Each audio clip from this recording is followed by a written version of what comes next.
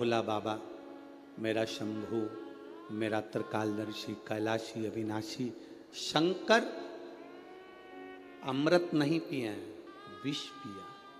किसके लिए? दूसरों के लिए। शिव जी ने चंद्र धारण करा, किसके लिए? दूसरों के लिए। शंकर भगवान ने सर्प धारण करा, किसके लिए? दूसरों के लिए।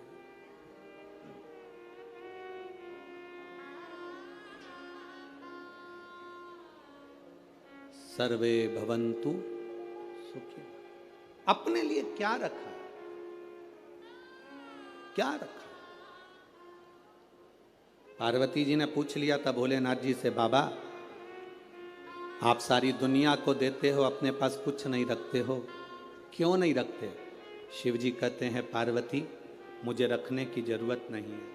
मैंने जिसको दिया है, अगर वो उसका सही उपयोग करेगा तो उसका एक अंश मेरे पास आएगा। अगर उसने सही उपयोग करा तो उसका एक अंश मेरे पास में आएगा, मेरे करीब में पहुंचेगा। अगर वो सही उपयोग कर रहा है तो। आप किस चीज का सही उपयोग कर रहे हो? नयन दिए मेरे धर्म बाबा ने दर्शन करने के लिए। इन नेत्रों से हम दिन भर अपने मोबाइल को, अपनी टीवी को देखते रहते हैं। श्रवण दिए भगवान ने कथा को सुनने के लिए, हम इससे कथा श्रवण नहीं कर पाते। मुख दिया मेरे दातार ने भजन करने के लिए, हम भजन नहीं कर पाते। पांव दिए मंदिर तक जाने के लिए, हम जा नहीं पाते। हाथ दिए जनमानस की सेवा के लिए, हम सेवा नहीं कर पाते। शरीर का प्रयोग करा कहाँ? मुख का प्रयोग करा मदिरा पीने में, शराब के नशे में, गंदे नाली के पानी में। कान का प्रयोग करा निंदा और चुगली और गाली सुनने में। नेत्रों का प्रयोग करा गंदी चीजें देखने में। पांव का प्रयोग करा गंदी जगह जाने में। हाथ का प्रयोग करा गंदी वस्तुओं को छूने में। हमने प्रयोग करा क्या?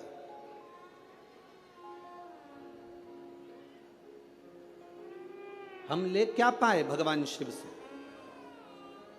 शंकर के मंदिर जाना, जल का पात्र लेकर जाना, वहां से खाली पात्र लेकर मत आना। आपको पहले भी कथा में कहा, बोला था कि नहीं बोला था?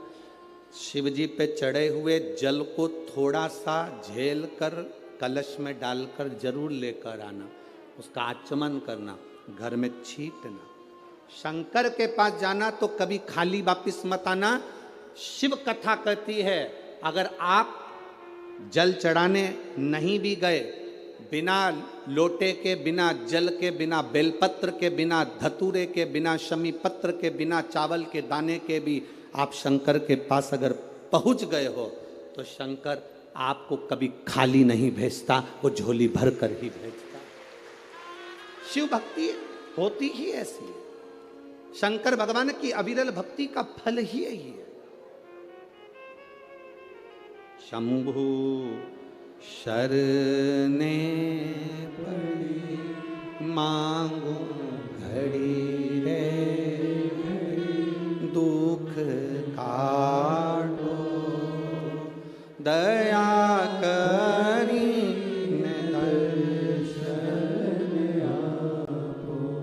शिव कथा कहती है, भगवान की शरणागति के करीब में जब हम जाएं तो हम भगवान से कुछ मांगे चाहे ना मांगे, वो दिल से देता जरूर है, दिल से देता। आप लोगों से एक बात पूछे क्या? जवाब दोगे? अरे बोलो तेरे नागपुर वालों, पक्का? ठीक है। तुम्हारी आर्थिक स्थिति ठीक है, तुम्हारी आर्थिक स्थिति ठीक हो,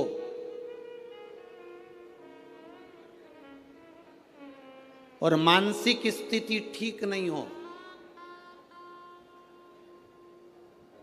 तो आर्थिक स्थिति का कोई कारण, कोई अच्छा फल होगा क्या? जम के तो बोलो जरा। और अगर तुम्हारी आर्थिक स्थिति ठीक नहीं हो, तुम्हारे पास में धन नहीं हो, ज़्यादा गाड़ी बंगला नहीं हो, और तुम्हारी मानसिक स्थिति ठीक हो, तो उसका फल होगा कि नहीं होगा? होगा ना। उसका फल, यही नागपुर की कथा, आज चतुर्थ दिवस की कथा प्रत्येक मानव के जीवन में जानना चाहिए। तुम्हारे घर में धन बढ़े चाहे ना बढ़े, पर तुम्हारा मन और तुम्हारी बुद्धि चित्त तुम्हारा अच्छा होना चाहिए, तो तुम्हारा धन अपने आप बढ़ जाए। आर्थिक स्थिति ठीक हो और मानसिक स्थिति ठीक नहीं हो तो धन का क्या करोगे? पैसा क्या खाओगे कि डनलप के गद्दे को छाती पे धर के ले जाओगे? क्या करोगे उस धन का? आर्थिक स्थिति से ज्यादा जरूरी है मानसिक स्थिति ठीक होना। मन ठीक नहीं है, दिमाग ठीक नहीं है, बुद्धि ठीक नहीं है, चित्त ठीक नहीं है, तो करोड़ों का धन अलमारी में भरा रहे तो उसका मतलब क्या है? क्या मतलब? सारे देवताओं में, 33 कोटि देवी देवताओं में, सारे देवताओं की आर्थिक स्थिति बिल्कुल ठीक है। करोड़ों का धन है, संपदा है, सुख है, वैभव है।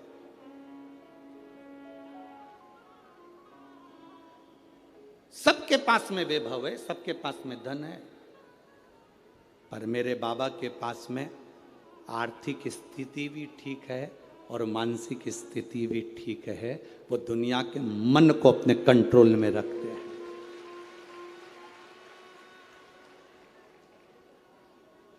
एक बार लक्ष्मी जी ने नारायण से कहा था,